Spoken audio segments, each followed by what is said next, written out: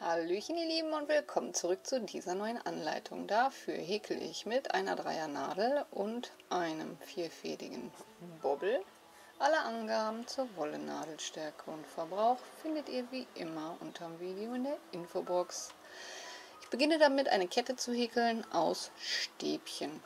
Dazu mache ich 3 Luftmaschen, einen Umschlag, gehe in die erste Masche zurück, alle 3 Schlaufen auf gleiche Höhe, durch eine Schlaufe, durch 2 und durch 2 für ein Stäbchen. Dann mache ich einen Umschlag, jetzt hat sich hier eine Masche gebildet, Faden holen, alle 3 Schlaufen auf gleiche Höhe, durch eine Schlaufe, dann durch 2 und durch 2 für ein Stäbchen. Ihr könnt aber auch eine Luftmaschenkette anschlagen und dann mit Stäbchen zurück. Ihr braucht eine Kette, die einmal locker um eure Schultern herum geht. Also es sollte auf jeden Fall noch 2 bis 3 Finger Luft dazwischen passen.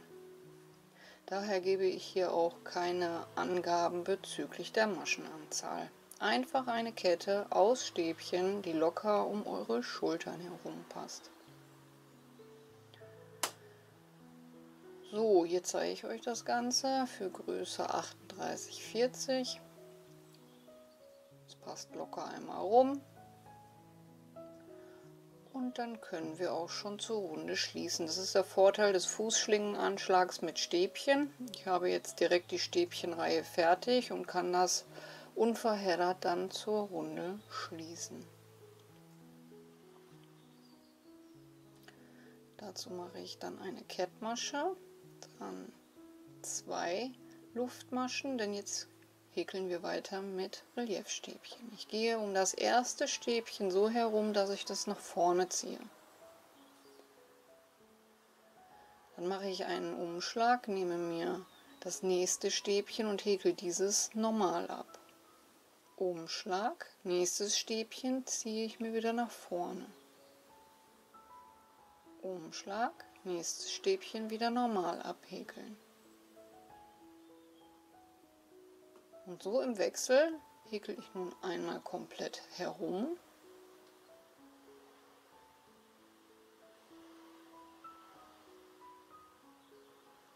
Dann sieht das so aus. Nachdem ich dann einmal rum bin, schaue ich, wie ich hier ende. Das ist aber egal, wenn ihr also mit 2 Stäbchen geendet seid, habt ihr ja eh 2 doppelte Stäbchen. Dann könnt ihr um dieses letzte hier als Reliefstäbchen noch rumgehen und dann zur Runde mit einer Kettmasche in der zweiten Masche von unten angezählt schließen.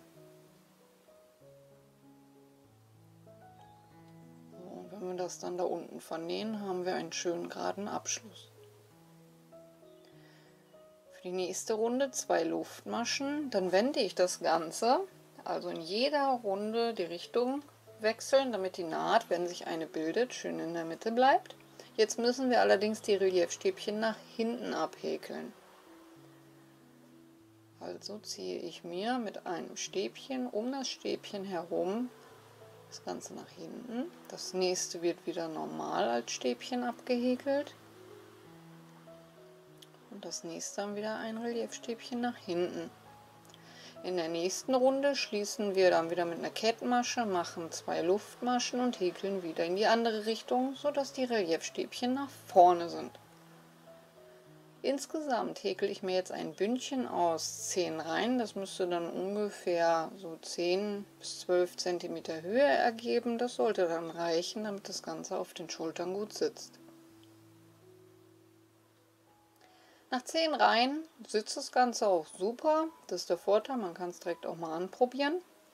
Und weiter geht es mit halben Stäbchen. Dazu 2 Luftmaschen und danach häkeln wir ganz normal halbe Stäbchen in jede Masche. Einmal komplett herum. Denn als nächstes brauchen wir erst einmal eine Fläche, die gerade hoch geht. Auch ungefähr so breit wie das Bündchen, was wir gerade mit Reliefstäbchen gehäkelt haben. Am Ende müsst ihr aufpassen, es zieht sich so ein bisschen zur Seite, schauen, welche Masche belegt ist und dann wieder in der zweiten Masche von unten mit einer Kettmasche schließen. 2 Luftmaschen, und wieder die Richtung wechseln. Denn gerade bei den halben Stäbchen kann es gut sein, dass sich eine sichtbare Naht bilden wird. Und so häkeln wir jetzt einfach hin und her, immer zur Runde schließen, bis wir nochmal die gleiche Fläche wie das Bündchen gehäkelt haben. Aus halben Stäbchen.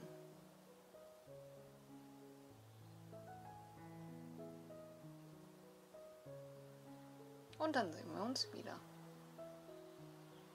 Das Ganze wird sich links und rechts so ein bisschen auseinanderziehen, das ist aber normal, so soll es ja auch sein. Zurück nach 10 Reihen sind sowohl Bündchen als auch der gehäkelte Teil gleich hoch. Und nun können wir zu den Abnahmen kommen. Dazu nehmen wir uns nun 2 Maschenmarkierer und legen den Anfang so übereinander und streichen es glatt, sodass wir den Anfang hier an der Seite haben und auf der anderen Seite einfach den ersten Marker reinsetzen. Denn wir machen nun hier und auf der Seite jeweils eine Abnahme. Dabei ist dann auch wichtig, dass wir in jeder Reihe die Richtung wechseln, also wieder zurückhäkeln, damit auch dann die Nähte schön in der Mitte bleiben.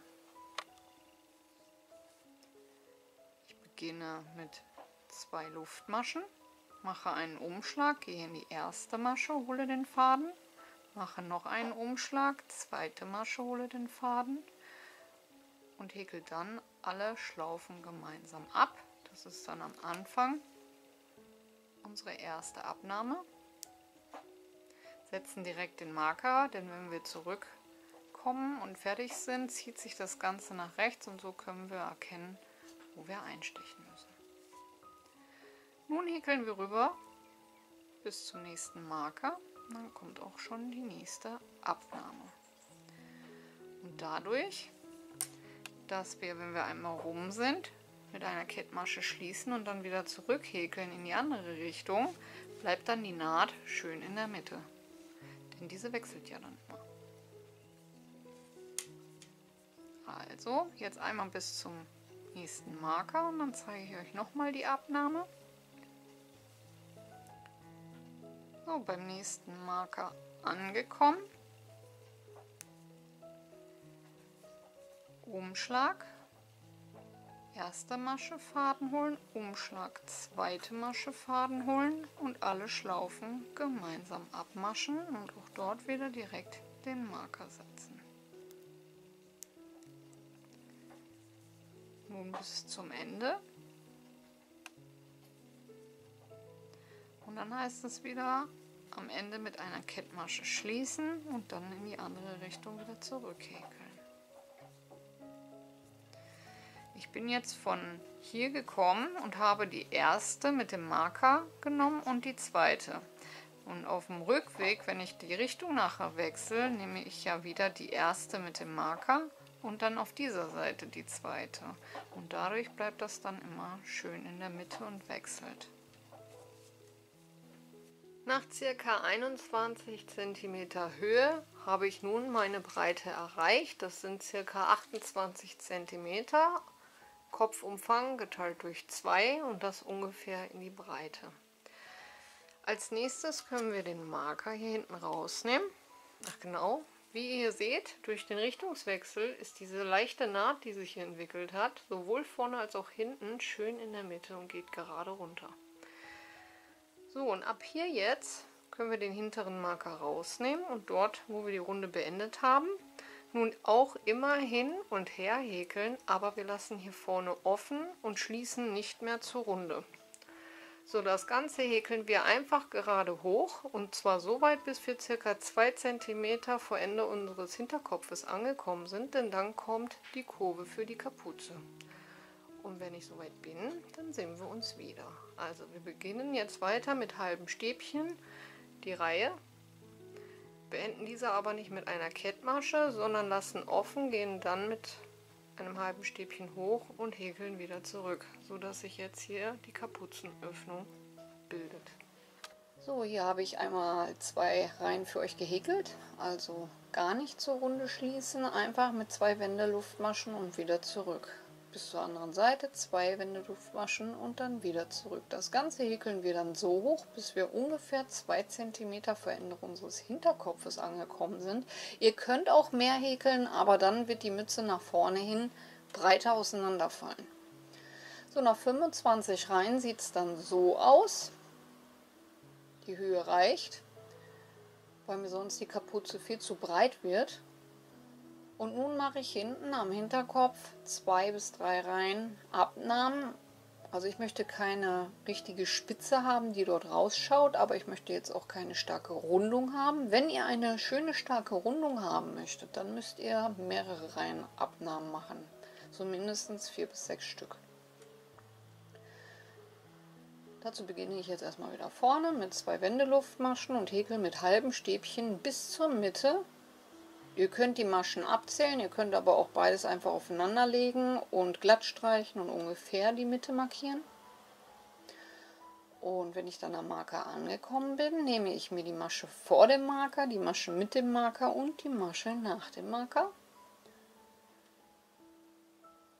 Also einen Umschlag, die Masche vor dem Marker, die Masche mit dem Marker und die Masche nach dem Marker und dann alle Schlaufen gemeinsam abmaschen, sodass wir 3 Maschen gemeinsam abgemascht haben. Den Marker direkt in diese Masche auch setzen, damit auch hier die Abnahmen auf Hin- und Rückreihe schön mittig bleiben. Dann einmal jetzt bis zum Ende und wieder zurück zum Marker häkeln.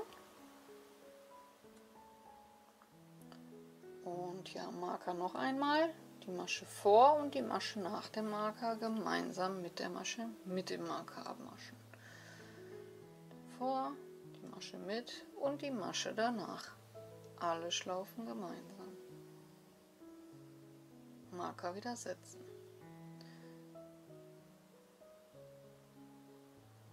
Und weiter geht's.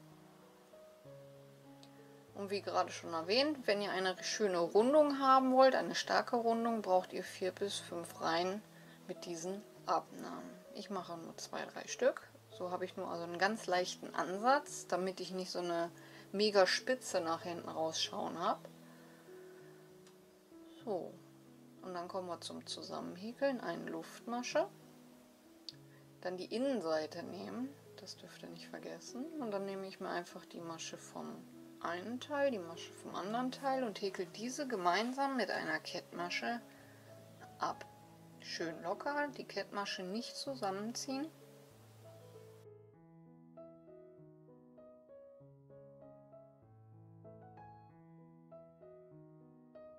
Da sich sonst die ganze Kapuze auf Masse oben zusammenzieht, das wird nicht aussehen.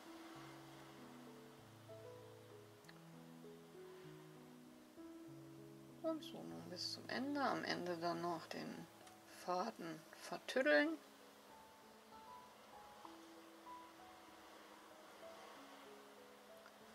Und fertig ist das Hauptgerüst der Kapuze.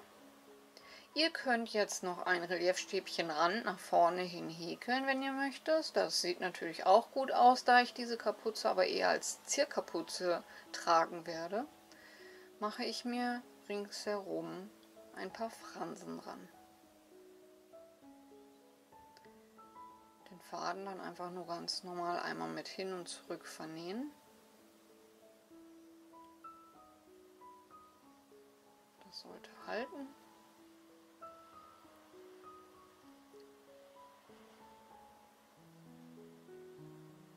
So, wie ihr seht, guckt die Spitze jetzt nicht so weit nach hinten raus, ist aber auch keine richtige Rundung. Und so sieht das Ganze dann insgesamt aus. Wie gesagt, hier könnt ihr euch jetzt ein Reliefstäbchen ringsherum machen. Ich werde mir Fransen häkeln. Dazu mache ich mir ca. 10 cm lange Fäden. So. Diese schneide ich dann aber nochmal durch. Also die sollten wirklich nicht länger wie 10 cm sein.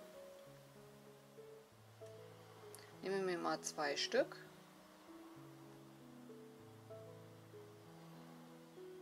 Und dann werden die einfach so eingehäkelt und festgezogen. Einmal schön festziehen und das hält dann regulär auch beim Waschen.